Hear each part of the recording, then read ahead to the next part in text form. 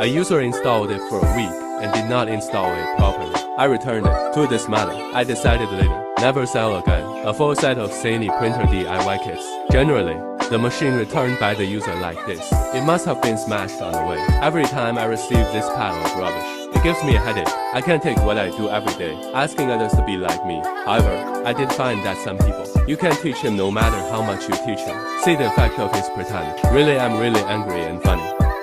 That's the kind of hands-on ability. You can give up any future assembly operations. What about first? We can see his remarks platform. Looking. The screws can't be tightened. What else do you do DIY? Can't say. Let's take a closer look at the details. This nozzle, this heating block is obviously facing out. It had to go in, didn't he? This video tutorial makes it very clear.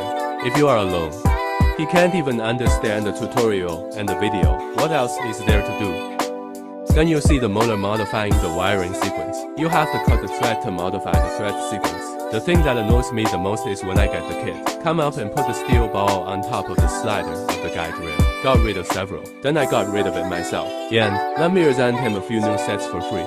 At this point, I already understand. Even if I reissue him with a new one, he still can't pretend. So I now beg him to return it. Of course, what about the other party? Don't believe in evil. Think you can. I want to try again. I tried for another week.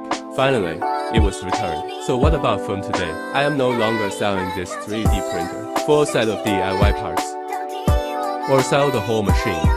Or you have to assemble a full set of booms for him. We are all open source for the list drawings. You have the ability to do it yourself, right? Here's another plan. That is, this will be distributed for free.